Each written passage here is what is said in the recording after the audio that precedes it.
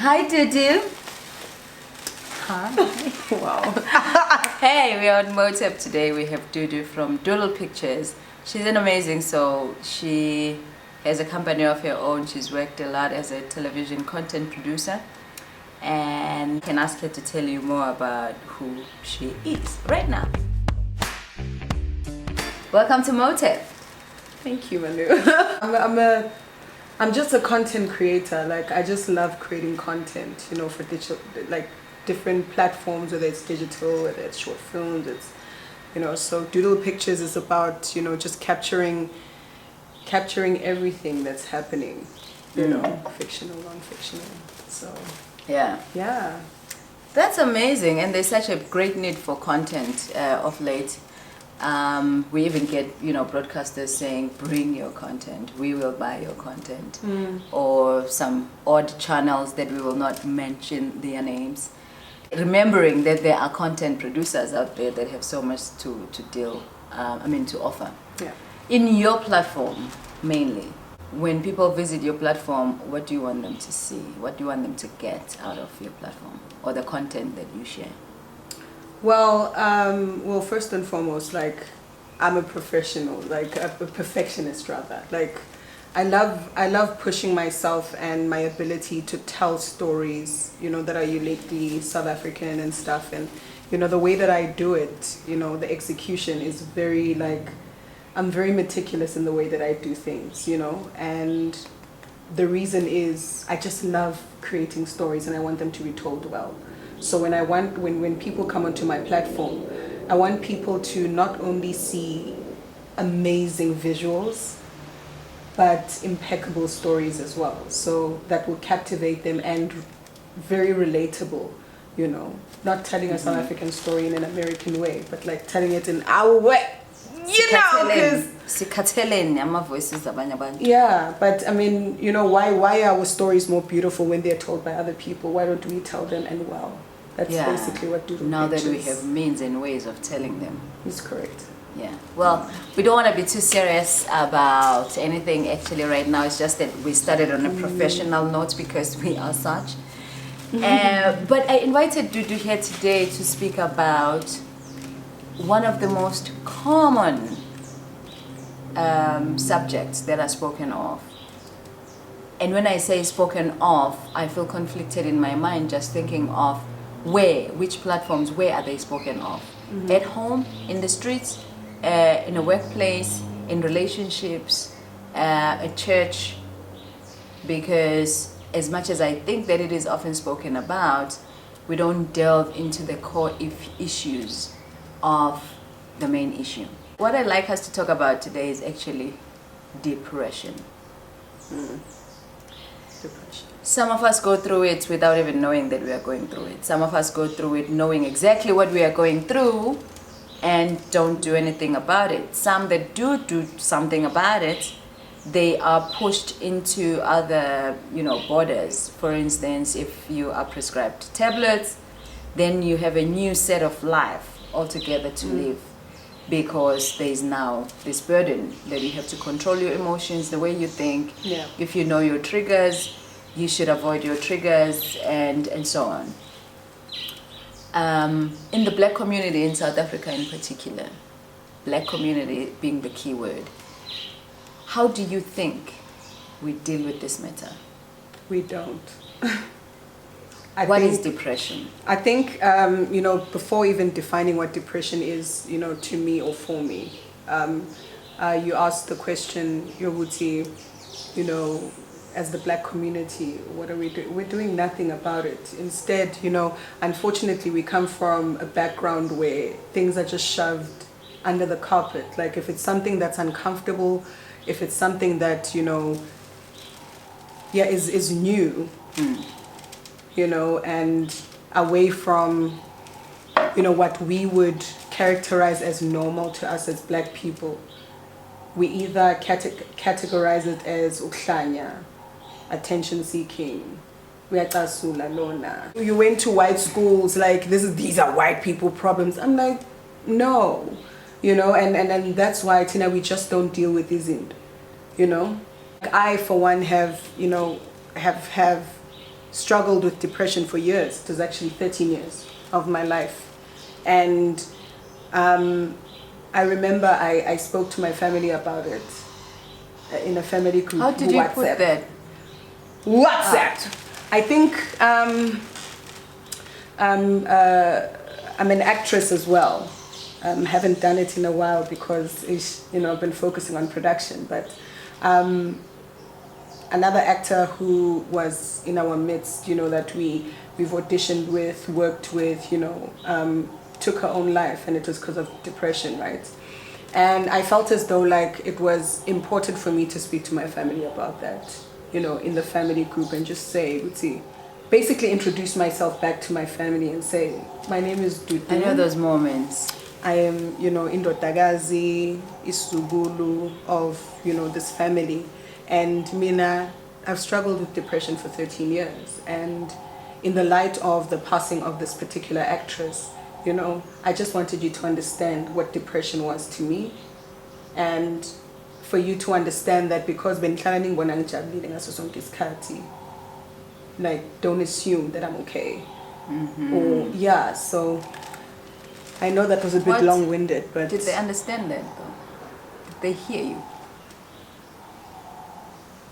No, because the first thing, and we group your family, it's different generations. You've got the younger generation, who's about and then after that you have the older text, yes, because and then, you don't want to come across as different to all of them. Yeah, so obviously Nabo Auntie, Abo Malume, who are like in their 50s, 60s and stuff, right? And when I shared that, my siblings, my brother and my sister acknowledged it, and they said they're sorry that, they didn't realize what I was going through, whatever. But they were very supportive. The rest of the family kept quiet, hey? Completely. And I think what got to me the most was that they added like one of those random chain messages about good morning and so on. I'm like, so I just shared. I was bearing my heart.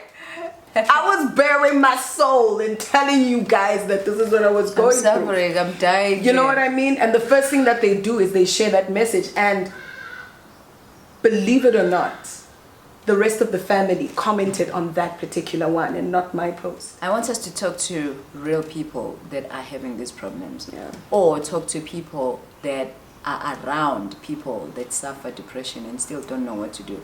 Obviously, we know that medically there are researches done around depression. Other nations have a better understanding of what it is for better than we do here.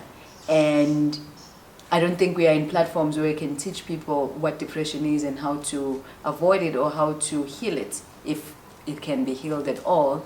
But as people that can speak about any topic, we want to speak about what has happened in our midst, what we see, and how we think people can help themselves out of those states. I'm saying the last part of what I've just said because I know people that have decided to step out of depression. They put it as a mode of some sort, and it took a particular decision in them to say, I am tired of feeling this way. Yeah. I am tired of being basically suffocating in one and the same state of mind. And as soon as they made that decision, things changed. Yeah. Right. Okay. So let's put it in order. How do you tell when a person has depression? That's very... How can you tell? Especially people that are much closer to you than others. Like, again, I'm going to speak from my perspective, because I'm not a clinical psychologist, I'm not a medical doctor, I'm not, I haven't gone and studied, what, depression is. We are just ordinary citizens. Yeah, like, I can only speak from my perspective because that's the only perspective that I know, right. So, for me, depression is like, it's when, as a human being, like, you've been exposed to so much pain in your immediate life, but also in some instances it's something that has been inherited, you know, from previous generations, and you now, by the virtue of you being born, have taken that on, you know. So it's things that are, you know, that your daily encounters with abantu who hurt you, and the way that you deal with that hurt, you know, how you deal with that, and that becomes, if you don't deal with it in the right, therefore you become depressed if you don't find a way of dealing, you know. But also depression can also come from generations of shit. Generations of shit. Now we need our parents to unpack that for us, because they are part of the previous generation.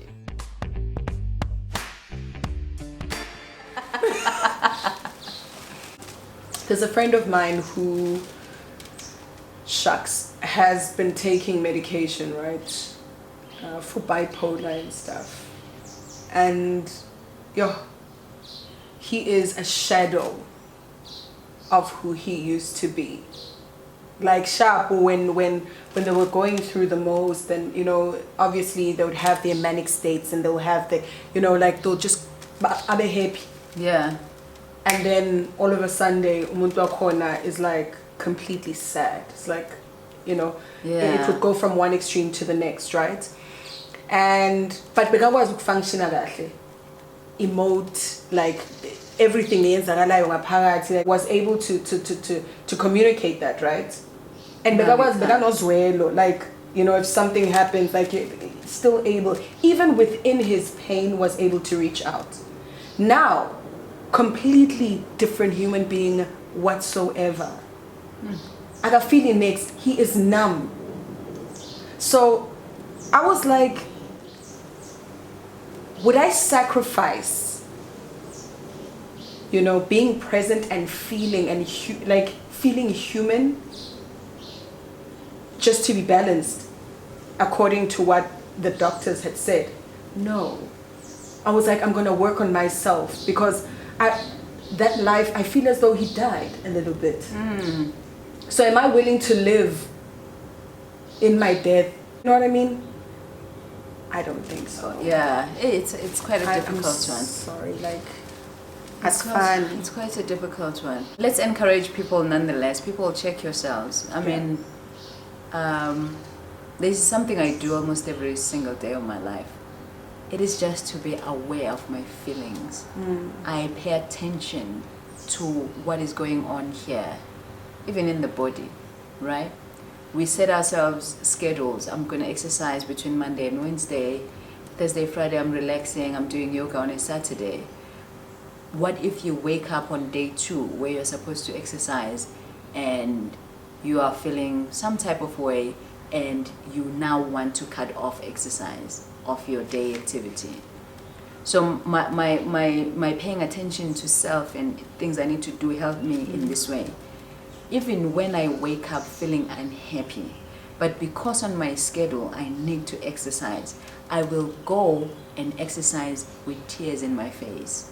And knowing exactly that I'm not crying because, you know, doing stomach exercises is painful. I'm crying because of that pain that is undefined, that I'm still feeling. I'm gonna go back to it once I'm done with exercise. But here is a beautiful twist.